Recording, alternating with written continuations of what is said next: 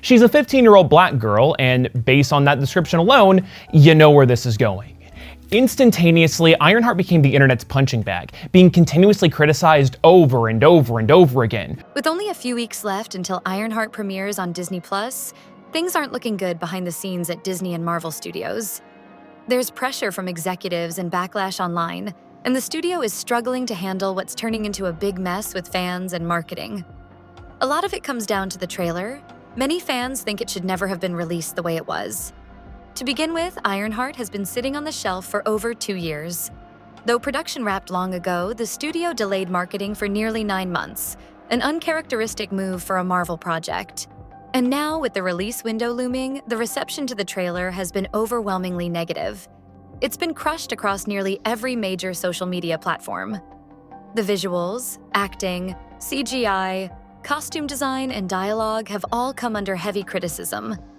Even longtime Marvel supporters are calling it one of the weakest trailers to come out of the MCU. We have been graced with all manner of trailers the past week, including Superman, but everyone is talking about Marvel's Ironheart. I'll let others provide their review on the trailer and the potential for its for its success, but I want to focus on only one aspect of it. Yet another girl boss-led character, so focused on competing with her male action counterparts that her acting, at least in the trailer, ranges between angry and really angry. The backlash is even worse because of where the character Ririwilliams, also known as Ironheart, comes from. Unlike classic Marvel heroes who have long histories and big fan followings, Riri is a newer character, introduced in 2016. She was part of a comic series that didn't sell well and got canceled early. Her time in the comics was short and didn't get much love from fans. Still, Disney decided to move forward with bringing her to the screen, possibly hoping she could become as popular as the older, well-known heroes. Unfortunately, test screenings haven't helped the case. Sources indicate that 3 separate test audiences gave Ironheart a poor reception, especially due to its tone and character writing. One major point of criticism came from a scene in episode 6, where Riri responds to a villain's challenge with, "Excuse me, but I go by she/her." Intended as comedic relief, the moment reportedly fell flat and disrupted what should have been a climactic and intense sequence. Disney is now considering removing the scene entirely to save the finale's tone. You know, I listen to a lot of rap music. And I know how angry black people are. And I feel bad, you know, for all you guys gotta put up with. Well, that's very nice of you. In 1994, that cringe was called comedy. Now it's unironically the attitude behind representation. Allyship, that's the new bigotry, and Ironheart continues to prove it. This isn't an isolated example. Episode 4 originally featured a sequence of Riri mocking Tony Stark while watching old interviews. This attempt to distance her from Iron Man's legacy backfired dramatically in screenings, especially among fans who still hold Stark as the emotional center of the MCU. The irony is noticeable. Marvel built its cinematic empire on the back of Tony Stark and Robert Downey Jr., and now seems to be eroding that foundation with new characters introduced without the same depth or fan investment. Insiders say multiple scenes across episodes 3, 4, and 6 are now being cut or edited in a last-ditch effort to save the show. With a final test screening scheduled for early June, Disney is racing the clock. If that screening also fails, the contingency plan reportedly includes slashing even more marketing dollars, a telling sign of Disney's lack of confidence in the project. And it doesn't stop there. Some merchandise originally slated to launch alongside the show, totaling up to $50 million in production and promotion, has already been pulled. Retailers and theme parks alike are backing away, choosing not to debut several Ironheart-themed items. That's a massive financial and symbolic loss, highlighting just how little faith the company now has in this project. When they make a character's entire identity a rebuttal to a stereotype, that stereotype is still all that defines them. And Marvel thinks that's progress? Hey, we can make some progress for this fundraiser for Safe Families. All this video's ad money is gonna go to them, and I'll tell you about them at the end. Even the comparisons to The Acolyte, another Disney Plus series widely panned for its content and messaging, are becoming unavoidable.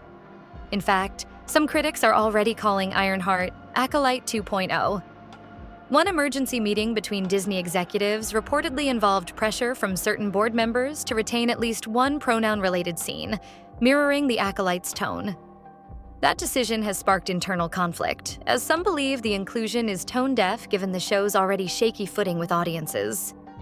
From a strategic standpoint, this is uncharted territory for Marvel. At one time, the studio could do no wrong. Kevin Feige's decision to fast-track Ironheart in 2020 was made during Marvel's golden age, right after Avengers Endgame. But the strikes, delays, and now the public response are revealing a much deeper issue. Marvel might be out of touch with its core fan base. The series has already broken an unfortunate record: the shortest time between trailer drop and series premiere in the history of the MCU's live-action projects. That isn't a sign of confidence. It's a sign that they're trying to rip the Band-Aid off and get it over with.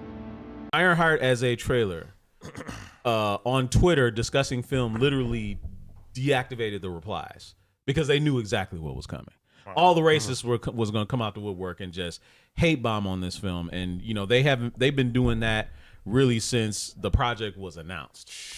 As if all that wasn't enough, there's confusion even among casual audiences. A parody moment online that confused Ironheart with a Japanese adult film of a similar name briefly went viral. While meant as a joke, it underscores just how poorly the show is being marketed and perceived by the public. There's no strong, clear brand identity, no emotional core for fans to latch onto, and certainly no buzz that would suggest Ironheart will rise to the occasion. And the trailer itself? Critics point out that it spends almost a full minute with Riri walking into a building and escaping an elevator. Hardly the dynamic, action-packed intro fans expect from a Marvel project. The rest of the trailer continues with vague affirmations of Riri's brilliance, but with little shown to back it up. She's praised by others, told she's iconic, and encouraged to build something undeniable, but viewers aren't shown how or why she's earned any of that acclaim. For real?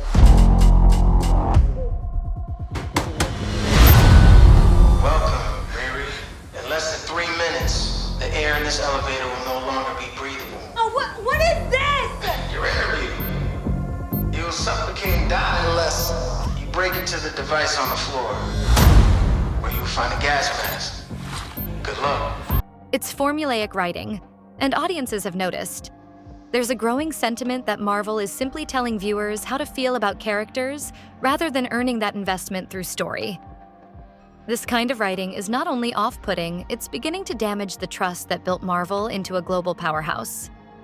To be clear, the issues with Ironheart aren't solely about representation or diversity. The problem lies in execution, rushed scripts, lack of development, pleasing without purpose, and a persistent trend of putting identity politics ahead of story and character. And in the case of Ironheart, the studio seems to be doubling down on all of it at once. Kevin Feige even admitted that Marvel's constant stream of Disney Plus shows and movies started to feel a lot like homework for fans, and Bob Iger even said, they lost focus by pushing out way too much stuff way too fast, and they've been extremely upfront about the need to slow down, focus on quality, and stop overwhelming fans. Executive producer Ryan Coogler's connection to the project added some early credibility, especially following his success with Black Panther. But even his presence can't shield this series from criticism. Fans have pointed out the irony of Marvel leaning into identity-driven marketing while seemingly ignoring basic storytelling fundamentals. The villain of the show, the Hood, a character with mystical ties to Dormammu in the comics, is reportedly being reimagined with connections to Mephisto. Critics say it's a waste of a compelling villain on a project that doesn't have the narrative weight to use him properly.